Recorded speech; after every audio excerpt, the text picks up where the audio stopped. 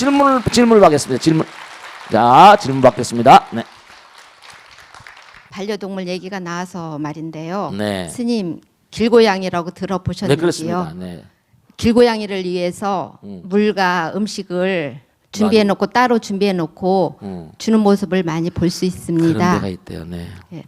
각 지자체에서는 보기가 안 좋아가지고 개체수를 줄이기 위한 노력을 많이 하고 있답니다. 네, 그 그런 방편으로 들었어요. 네, 아까 중성화 수술을 네, 그렇습니다. 시키고 있답니다. 네, 그리고 제가 들었어요. 이를 두고 애묘인들과 동네 주민들 간에 다툼도 많이 일어난다고 합니다. 네, 네. 한쪽에서는 고양이도 생명인데 강제로 새끼를 못 낳게 하는 게 맞느냐, 또 한편에서는 네. 돌봐줄 주인도 없어 죽어가는 고양이들이 없어야 된다고 주장하는 사람들이 많습니다. 이를 네. 스님 네. 어떻게 생각하시는지요? 네. 박수를 맞으시고 네. 긴장해서 그런지 막 울라고 그래 질문하면서. 그런 실제 자기가 체험이 있는지. 자, 아까도 말씀드렸는데 우리 법당에도 고양이가 몇이나 된지 몰라. 그리고 지난번에 제가 고양이 얘기 나오면 지금도 그냥 가슴이 답답한 게 막 제 체험인데요.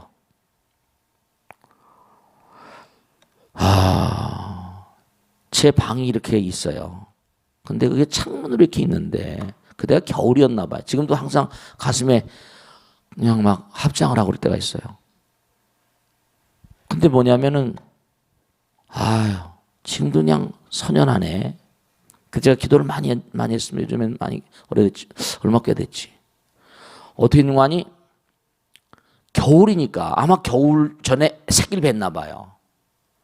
근데 그때 방충망이 없었는지 그 창문을 타고 고양이가 제 옆에 방에 이제 창고 같은 방에 들어와서 의자에다 새끼를 한 거예요.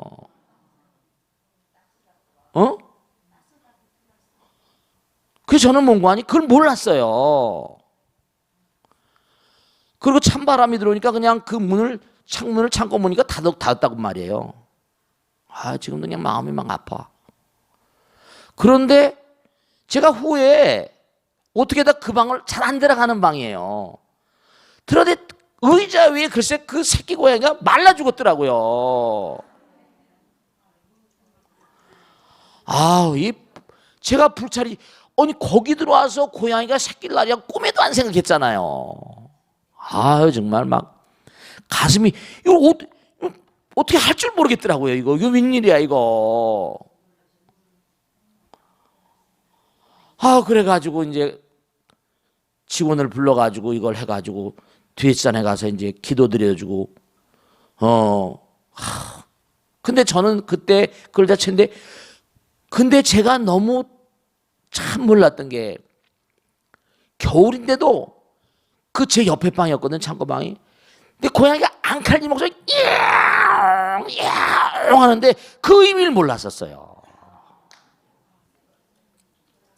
고양이가 자기 새끼를 거기다 놨는데 문을 닫은 걸 내가 몰랐죠. 정말.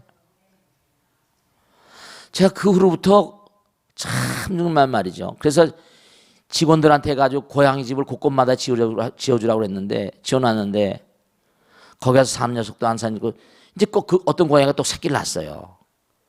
새끼가 금방 크더라고요. 유심히 그 다음부터 고양이 유식 너무 빨리 커요. 빨리빨리 크더라고. 어디 가서 고양간에 가서 막 먹고 막 난리. 그 고양이가 또 이 기관실이 기계실이 이런 그 배관을 타고 들어가면 나오지. 어떻게 몰래 들어갔는데 못 나오는 거야. 그러면 이 고양이를 빼내려면 생선 있죠. 생선 냄새가 또 고양이를 나오게 하는 말이요. 끌어내는 그런 것들. 고양이 생태를 여는 학자들이 있더구만요. 그런 먹이가 또 있어요. 그래가지고 조그마한 새끼 고양이가 그런 데 들어가서 있는 그냥 막 뭐가 있어요. 고양이들도 그 후로부터 제가 이거 정말 동물들이 동물농장을 옛날 생각 가끔 보는 거예요. 지금도 가끔 가다 보면 말라 죽은 그 고양이 몸이 앙상한 몸이 생각이 나요. 그래서 제가 법당에 왔다 갔다 하는 고양이 가운데 그 고양이 엄마가 있을 것 같아서 항상 유념하는데 이 고양이들이 보면 새끼를 낳고 있잖아요. 수명이 오래 안 가요. 참 이게 문제가 수명이 오래 안 가다 보니까 어떤 문제가 있는 거 아니? 막 거의 수명이 다 할 때쯤 오면요 막 흔디가 나고요 온몸에 막 그냥 흔디가 나고 와우, 기운도 없고요. 이게 어떻게 장례를 치르고 뭐 병원에 그래서 제가 뭔 거 아니 그 전에도 명다랭 때인가 그 간사장 때 그랬던 적이 있습니다. 그저 어디 좀 병원에 데려가 보라고. 그러니까 병원에 데려가면 뭐 하냐고 또 이러고 그러더라고요. 근데 참 안타까운 게 뭐냐면 이 고양이라거나 개라거나 이게 미물 중생들을 함부로 해서 안 되겠다는 게 정말 절실하게 느껴지더라고요. 알아요. 근데 들고양이나 그 고양이도 우리가 법당에서 키운 게 아니잖아요. 어디서 들어온 거야. 법당에 누가 누가 말하지 않으니까 와서 아무거나 막 집어먹고 막 아무거나 집어먹고 살이 막 이렇게 찌는 거죠. 근데 죽을 때 보니까 어느 순간 언제부터 그 막 흔디가 나고 눈곱이 막 나고 그냥 막 졸기만 해요. 자기만 해. 그래서 저한테도 지금 그 고양이한테 준 사료 있잖아요. 사료 부대가 아직도 남아 있습니다.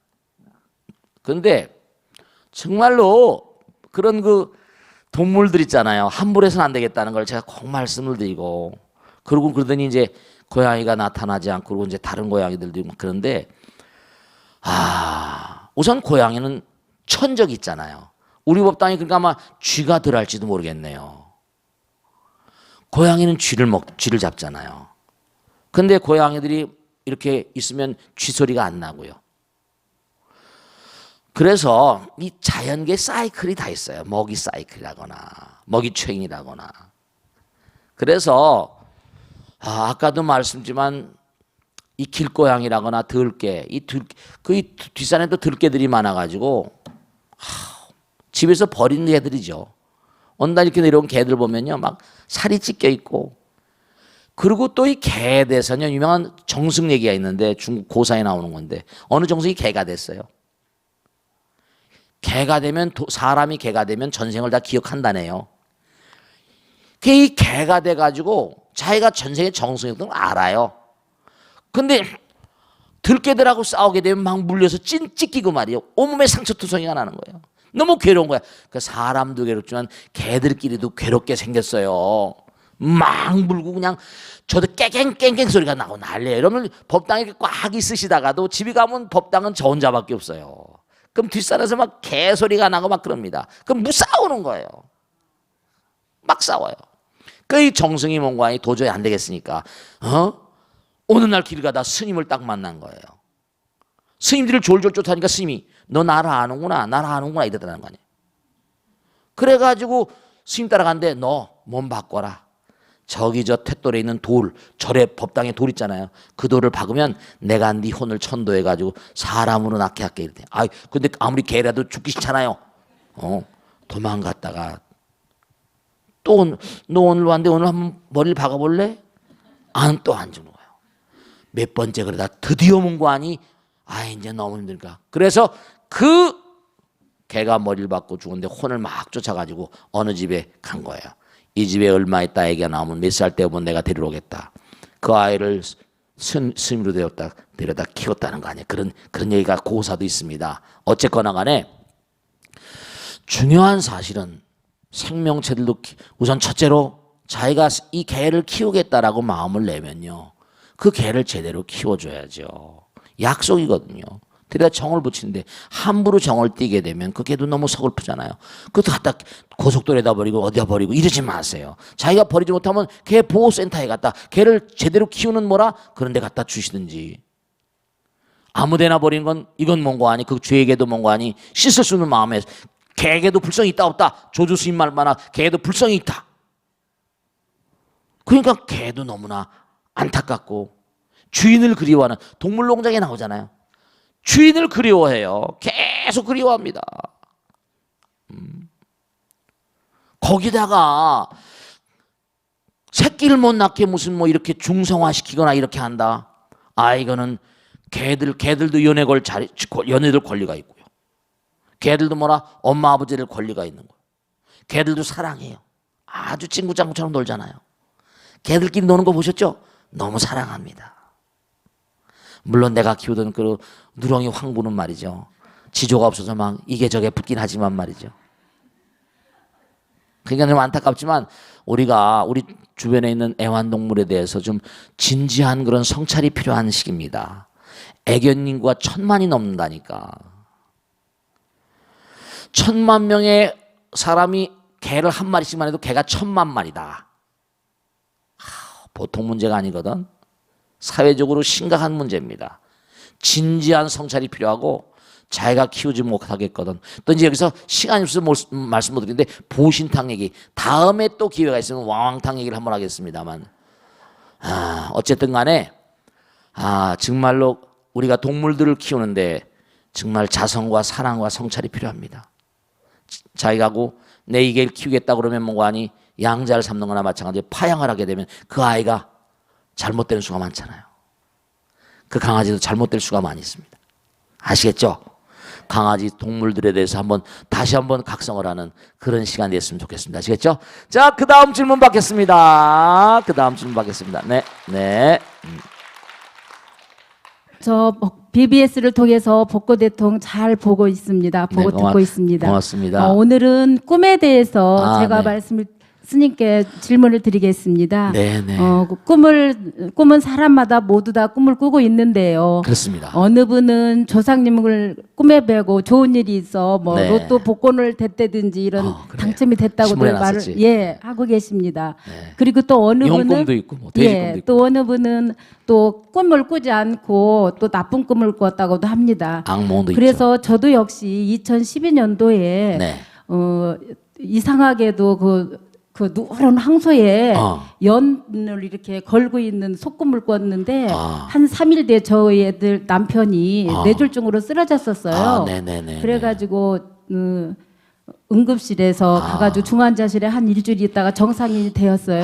네네. 그래서 저도 약간은 믿어요, 꿈을. 네. 근데 우리나라 사람들은 또 특히나 네네. 그 태몽이라든지 좋은 우화 네네. 그걸 믿게 되잖아요. 그렇지. 그리고 인터넷 같은 데에도 네네. 모두가 이렇게 책자 같은 데 많이 나와 있는 걸로 알고 있거든요. 네네. 그래서 우리가 정말 꿈은 자주는 꾸지 않지만 또 그 꿈에 믿어야 되는지 또 안 그러면 어떻게 생각하는지 스님께 여쭙고 싶습니다. 네, 아주 좋은 질문입니다. 박수를 맞으세요. 네. 이거 참 꿈과 우리의 인생, 꿈과 일상생활 아주 중요한 그런 그 얘기예요. 사실 꿈 그러면 꿈의 해석을 쓴 사람이 프로이드입니다. 지그문드 프로이드. Interpretation of Dreams. 꿈의 해석. 이 꿈을 프로이드가 뭐 잠재의식, 프로이드는 자기가 잠자려고 일어날 때마다 꿈을 기록했답니다. 그게 이제 모티브가 돼가지고 꿈. 이제 20세기 최대 천재 가운데 몇 사람을 꼽는데 하나는 의문의 여지 없이 뭔가 아니 프로이드를 꼽습니다. 또 하나는 다윈. 다윈에 맞먹을 정도의 의식세계, 무의식세계를 들어가가지고 대단한 발견을 한 거죠. 근데 뭐 물론 아인슈타인도 있지만 세 사람입니다. 삼천재. 삼천재 가운데 다윈도 무슨 혈통 가운데 무슨 유대인이 있다는 얘기도 있고 어쨌든 프로이드와 아인슈타인 유대인이잖아요. 유대인들하고 연결되어 있는 것 보면 또 참 묘한 거 있습니다. 어쨌든 간에 꿈에 대해서 프로이드가 얘기한 건 대단히 표면적인 겁니다.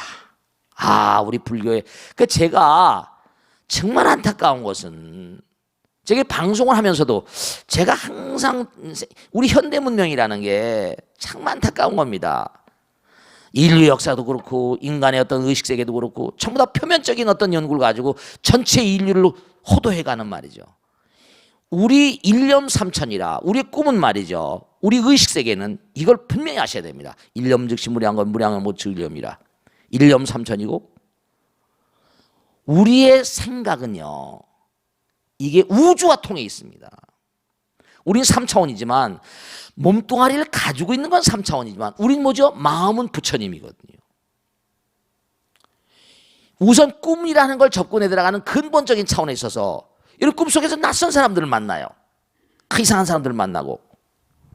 여러분죠?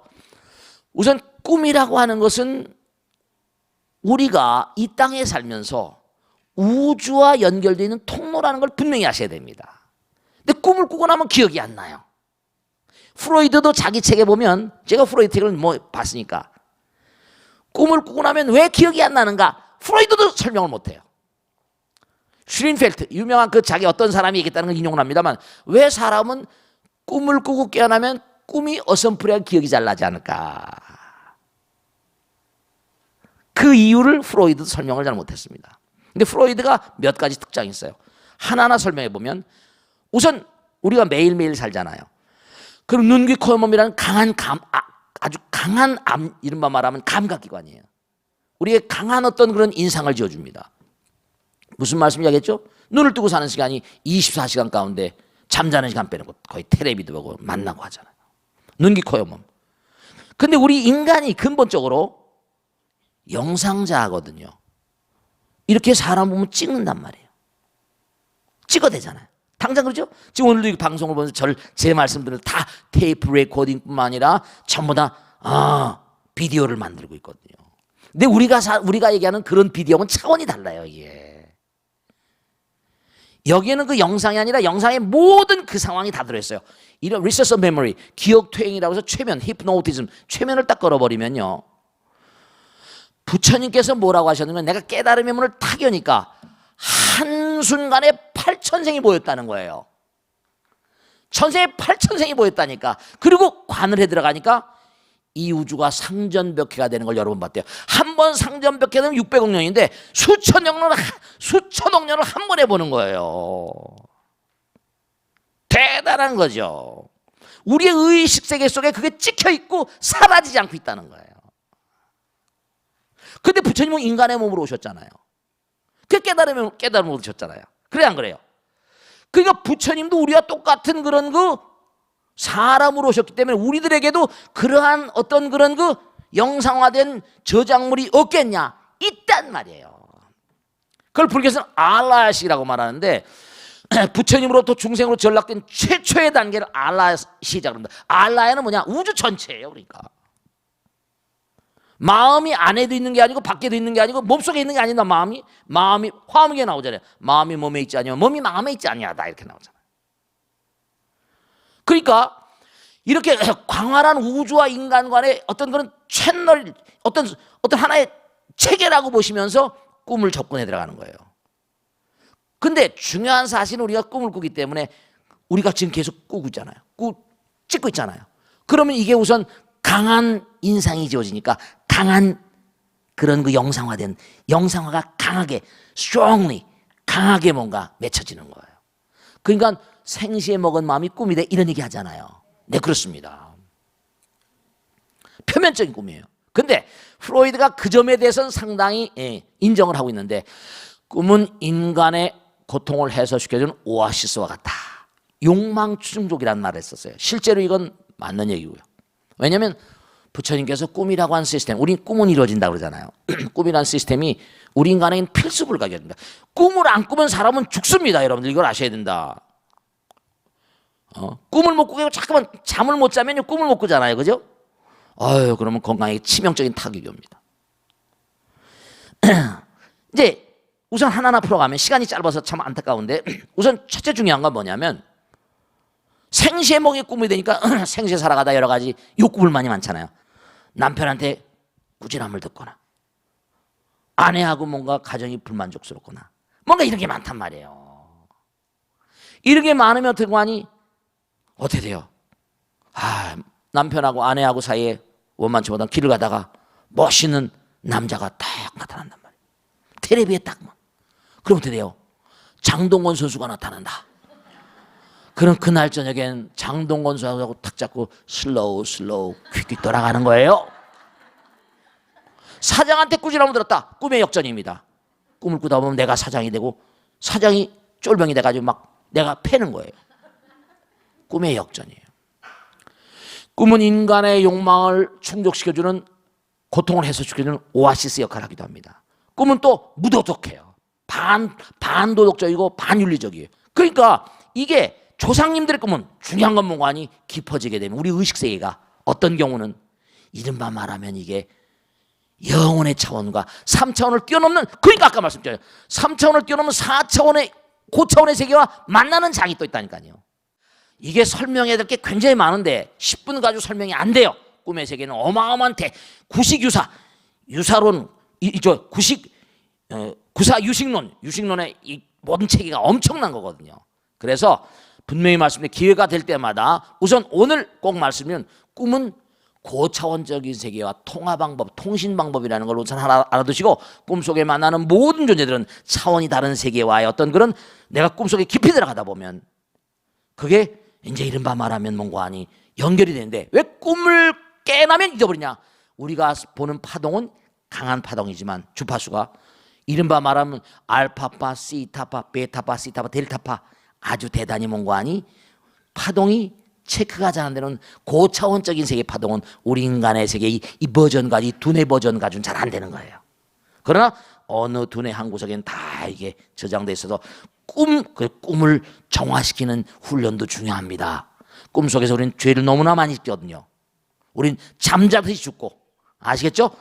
우선 다음에 또 말씀드리겠습니다만 기도를 열심히 하세요. 아시겠죠? 질문을 받겠습니다. 박수 박수. 자, 네, 우리 보살님, 네, 씩씩하게 질문해 보세요. 네, 예, 안녕하세요. 네, 네, 고맙습니다. 저는 네. 얼마 전에 발표된 일본 교과서 문제에 대해서 여쭙고 싶은데요. 아, 네, 네, 네.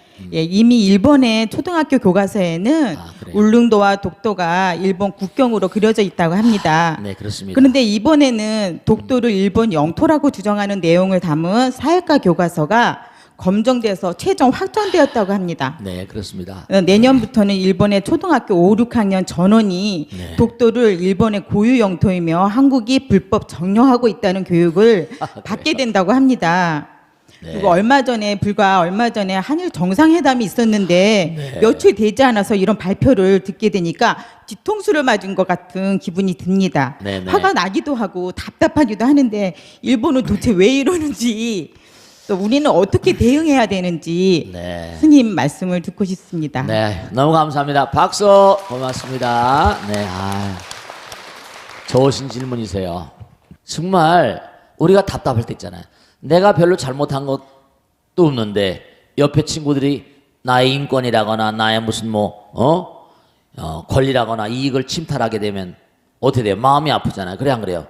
싸움을 하고 개인적으로는 싸움을 하거나 뭐 그럴 수 있을지는 모르겠지만 언성을 높이거나 근데 이게 나라와 나라 사이는 이게 상당히 문제가 되는데요. 여러분이 이제 이걸 한번 지정학적인 측면으로 생각해 보셔야 돼요. 일본에 가서 좀 살아보신 분들 또 일본에서 지내보신 분들은 이런 말씀을 하세요. 제가 이제 일본에 갔을 때도 그런 얘기를 많이 들었는데 제일동포들에게도 뭐냐면 일본이 우리나라보다 잘 살아요. 그죠? 명치유신 때부터 빨리 그냥 이렇게 재빨리 열강에 동참을 해가지고 제도를 명치유신 그러잖아요. 제도를 바꿔가면서 아시아에선 유일하게 이제 선진권으로 먼저 편입이 됐어요. 그런데 문제는 여기가요. 지속적으로 지진이 나고 지속적으로 재앙이 오는 거예요. 매일 삶을 살면서도 뭔가 하니 덜덜덜덜덜덜 이 땅이 울려요. 땅이 울려. 불안한 거예요. 그러니까 어떤 문제가 있는 거 아니? 저먼 과거로부터 일본 사람들은 마음 가운데 이른바 말하면 불안감이 항상 있어요. 땅이 갈라질 때마다 사람이 몇천 명, 몇만 명씩 죽기도 하고. 거기다가 쓰나미가 와가지고 후쿠시마 원전 터져죠. 지금도 그게 아직 해소가 안 됐잖아요. 이렇게 불안해하는 국민들을 말이죠. 이해가 안 가는 것도 아니지만 우리나라 입장으로 너무 답답하고 괴로운 거예요. 이게 여러분 생각해 보세요. 막 불안해하는 사람들을 갖다가 불안해하는 국민들을 갖다가 하나로 묶으려면 어떻게 하겠어요? 하나로 묶으려면 뭔가 그렇죠. 하나로 묶으려면 지금 일본은 한 20년 동안 일본 경제가 아주 나빴어요. 이른바 말하면 우리가 옛날에 뭐 있었습니까? IMF 있었던 것처럼 말씀이죠. 일본 경제가 전 세계적으로 잘 나가다가 그냥 일본한테 미국의 전 세계적인 경제 여건으로 그냥 막 20년간 완전히 떡이 돼버렸죠. 그리고 일본 사회 자체가 굉장히 요즘에 어려워요. 아베노믹스에서 만일에 좀 나아진다고 하지만 아직 어려워요. 대학교 나와도 우리나라 비슷한 게 취직도 못한 애들이 너무나 많고 사는 환경이 일본 동경 가보셨습니까? 옛날에 저는 어렸을 때 청파동 부근에 살았었는데 청파동에 일제시대 때 적산가옥이라서 일본 사람들이 살던 집들이 많이 있어요. 동경 뒷골목에 가면요, 걔네들은 집에다 치장을 안 해요. 우리나라는 뭐 집을 좋은 집 지으려고 애를 쓰는데 집을 전부 다 판자떼기 건물로 그냥 있습니다. 왜냐? 언제 깨질지 모르니까. 집에다 치장을 안 해요. 그리고 아주 검소합니다. 은행에다 돈을, 그러니까 일본은 은행에 이자가 제로잖아, 이자가 제로. 그 돈 가지고 막 다른 나라에 뭐 이자놀이 하다가 그냥 멍잡기도 하고 막 그러잖아요. 왜냐하면 자기들이 언제 올지 모르는 날들에서 아주 대단히 내피합니다. 잘 쓰질 않아요. 은행은 막 돈이 넘쳐나지만. 그러니까 얘네들이 항상 뭔가 위기의식 가운데 사니까 이걸 묶으려면 뭔가 아니 국수주의, 이른바 말하면 우경화라고 그러잖아요. 뭔가 어떤 공격의 대상이 필요하다니까요. 독일하고는 또 좀 달라요. 근데 한때 이 친구들이, 그것도 분명히 침략 전쟁이잖아요. 자기들이 잘못한 거, 이른바 말하면 그런 논리거든요. 한국에 들어온 것도 한국이 미개하니까 들어와서 우리가 한국을 발전시켰다, 이런 논리 쓴다니까요. 그런 얘기를 해요. 그 어떻게 보면 또 그것들이 합리화시킬 수 있는 여건 같은 게 있는, 뭐 그런 얘기가 있을 수 있는 게 뭐냐면, 그때는 우리 한국이 막 열강에 침탈당하던 때 아닙니까? 정말 일본 친구들이 나쁜 거지. 한국에서 너무너무 나쁜 짓을 많이 했으니까. 근데 그렇게 합리화시키는 거예요. 여러 가지로. 한때는 아마 지배를 했잖아요. 36년간 지배, 36년 한 세대입니다. 그때 지도를 다 만들었어요, 자기들이. 한국도 자기 속국입니다. 독도도 자기 땅이고 다 자기 땅처럼 해놓은 거예요. 일본 식민지니까. 열강의 식민지 시대, 제국주의 시대 있었잖아요. 완전히 뭐 영국이 뭐 전부 다 불란서가 무슨 독일이 유럽 저 뭡니까 아프리카 아시아 막 다 쓸고 들어왔었잖아요. 그들 제국주의 시대는 임페리얼리즘. 우리 한국도 자기들인데, 그러니까 이 친구들은 자기들 논리로 옛날에 영국도 해가지고 다 식민지 했었지 않냐 이거죠. 그리고 니네들 지금 뭔거 아니 거기 섬나라 가지고 있는 거 그죠? 아프리카가 미개국이니까 자기들도 뭐 아프리카에 있는 남태평양에 있는 섬들 짓게 아직도 많거든요. 근데 이걸 우리나라는 독립했잖아요. 카이로 선언에 보면 뭐라고 하니 일본이 침략으로 차지한 모든 영토는 반환한다고 그랬단 말이죠. 그런 걸 반환해야 되는데 이게 문제가 뭐냐면 전 세계적으로 36년이 우리나라를 지배하다 보니 36년 동안 지배하다 보니까 지도를 아직 바꾸지 않은 데가 많이 있겠어요, 없겠어요? 그렇죠. 그러니까 그 독도를 세계 나라에서 아직도 독도가 일본 땅이라고 가르친 나라가 있겠어요, 없겠어요? 있다니까요, 그게.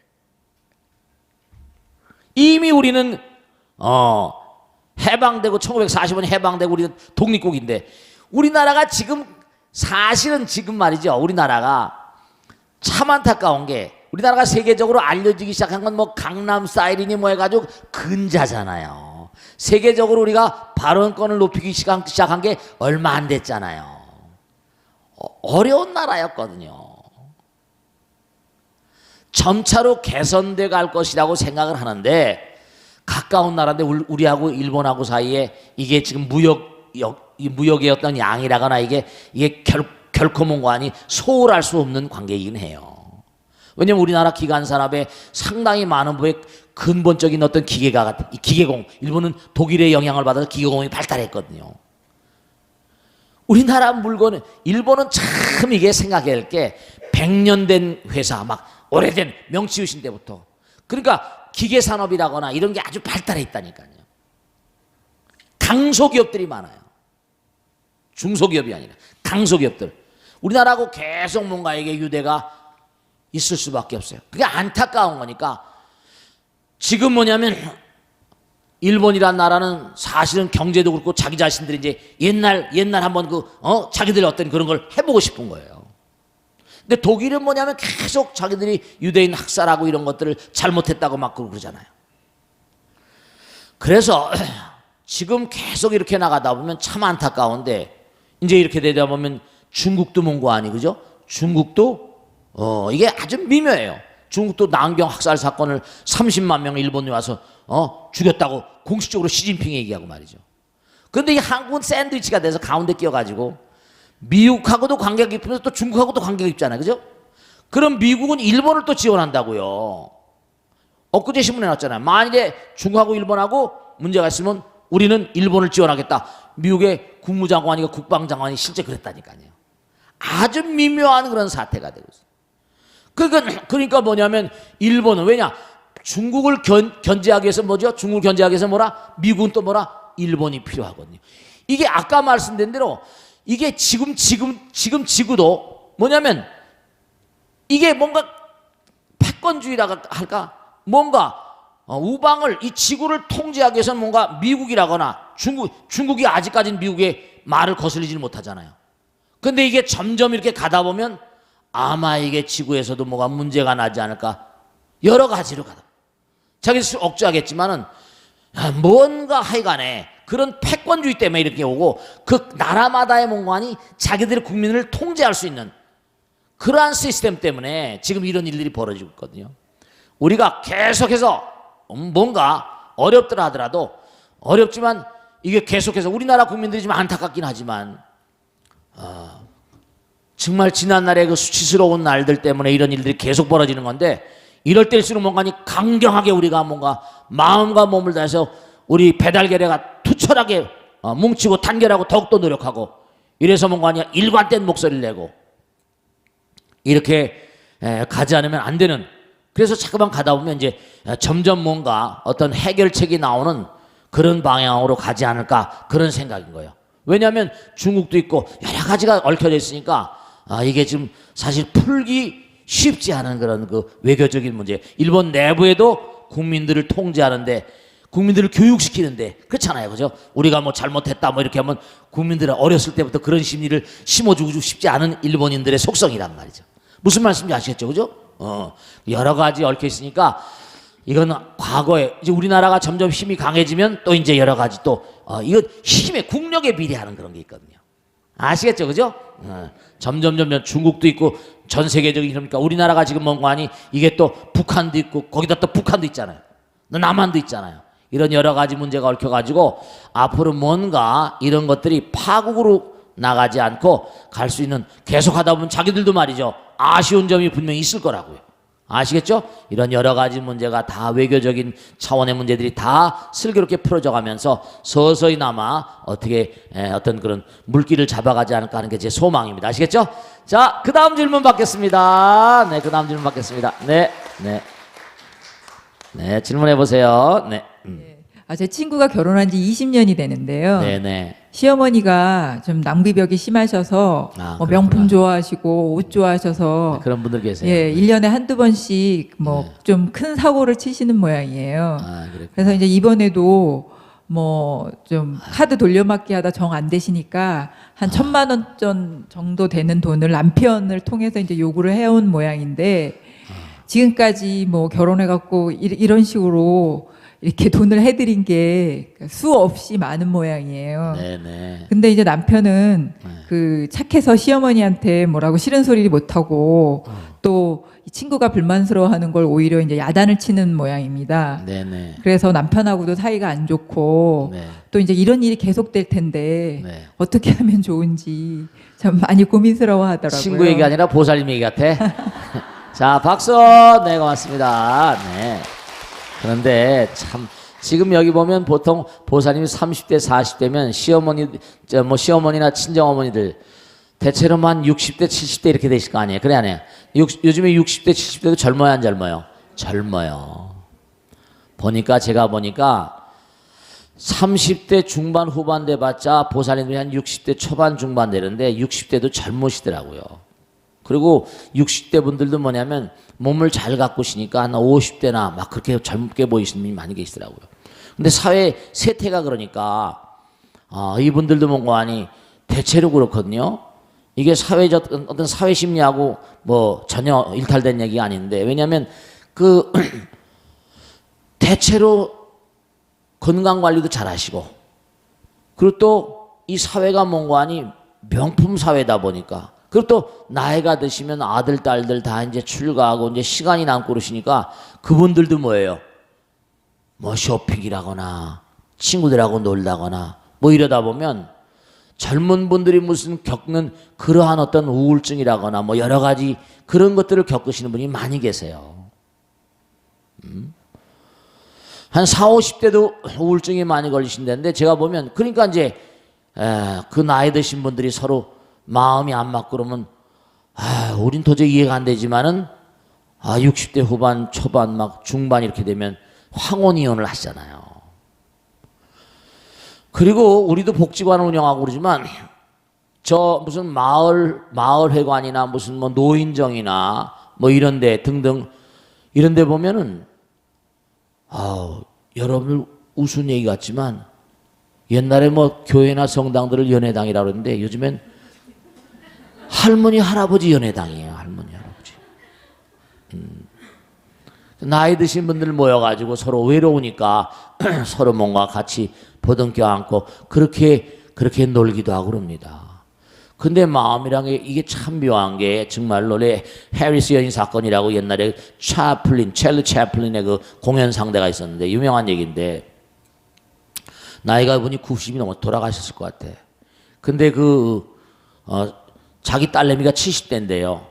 그 엄마인 해리스 여인을 갖다가 이제 이렇게 왜냐면 60대인가 그때 척추가 다쳐가지고 휠체어 신세를 지게 됐어요. 근데 40대 초반밖에 안 된 마크라고 하는 그런 이른바 남자 간병사죠. 그러니까 휠체어를 끌고 다니는 이 90대 여인이요. 자기가 옛날에 찰리 차플린의 공연상 등의 유명한 배우였었어요. 나이가 들었지만. 그래가지고 이 여자가 뭐가니 기자회견해가지고 90대인데도 내가 마크하고 40대하고 손주도 아니지. 나 결혼하겠다 이렇게 그냥 공표를 해버린 거예요. 90대가 40대하고 어떻게 결혼을 해요? 여기 나이 드신 분들은 기대하시라 개봉박두야. 이거 참나 기가 막힌 게 나도 깜짝 놀랐어요. 미국 신문에 나왔었어요. 근데 어떻게 됐는 거 아니? 딸내미가 그 마크란 놈이 사기꾼이다. 우리 엄마를 꼬드겨가지고 결혼하게 되면 재산 이게 배우였으니까 인세도 나오고 뭐가 나오는 게 많은가 봐. 1년에 수입이 꽤 많은가 봐요. 재산도 뺏어가려고 탈취하려고 그랬다. 그래가지고 고소를 해가지고 재판이 붙었어요. 그랬더니 재판이 붙었는데 딱 이 여자가 또 기자회견을 자청했어요.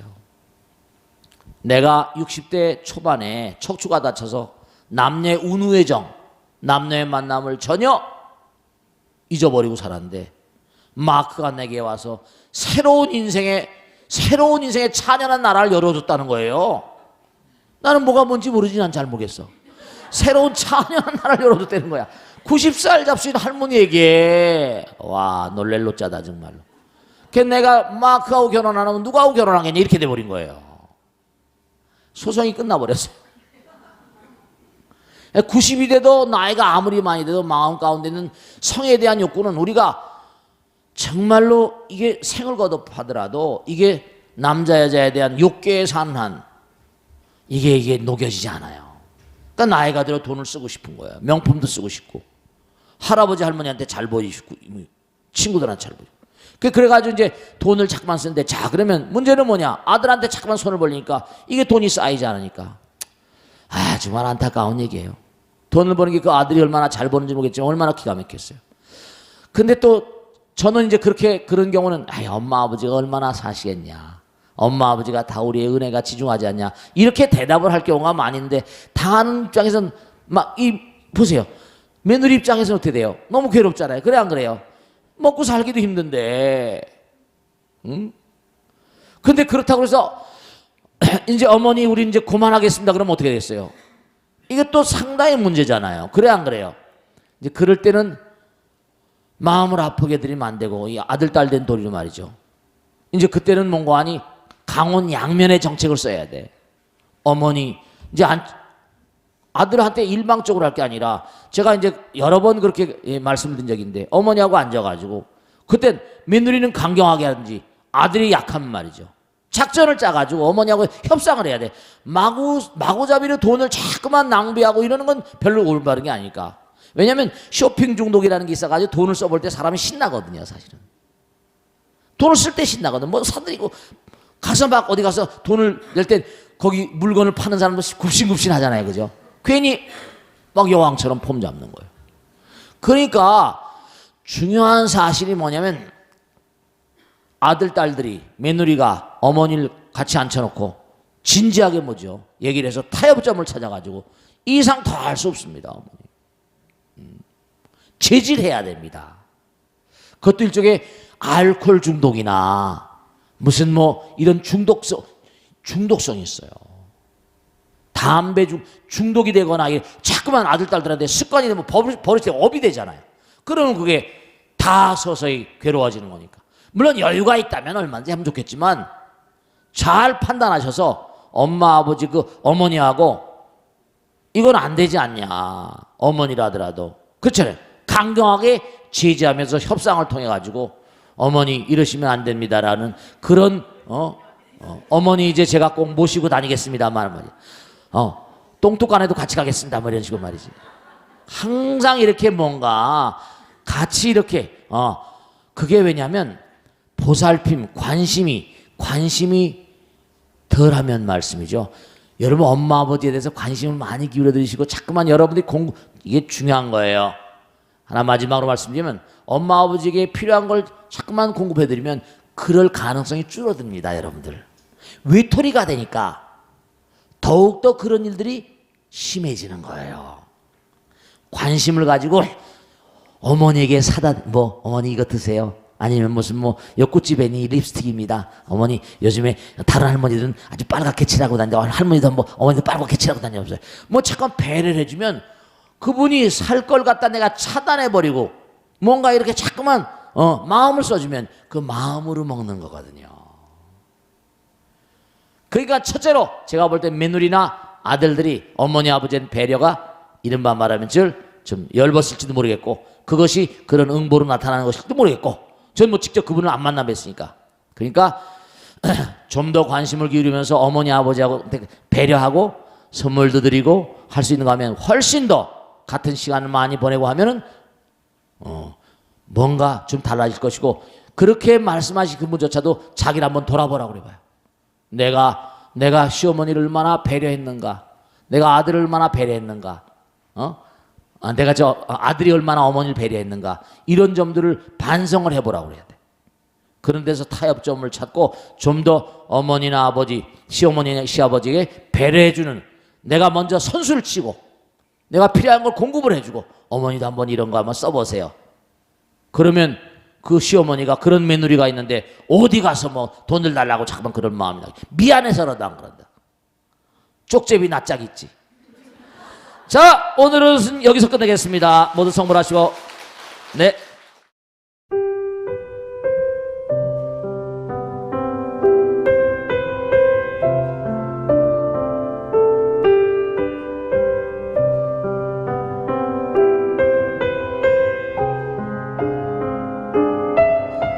불자 여러분 안녕하십니까? 능인선언원장 지광입니다. 이 불교 방송은 정말로 불교의 보배입니다. 부처님의 거룩한 뜻이 무엇입니까? 부처님의 가르침을 세상에 퍼뜨린 거 아니겠습니까? 불교를 정말로 한 차원 업그레이드 시키고 한국 불자들의 신심을 한 차원 더 장양시키기 위해서는 여러 불자님들의 정말 도움이 필요합니다. 몸과 마음을 다해서 많은 불자님들 ARS 한 통에 이 불교 방송이 살아날 수 있습니다. 여러분의 관심과 그 다음에 편달이 한국 불교의 새로운 날 그리고 새로운 시대 새로운 차원으로의 도약으로 그렇게 우리 방송 불교를 그렇게 인도할 것이라고 확신합니다. 감사합니다. ARS에 많은 관심 부탁드립니다. 감사드립니다.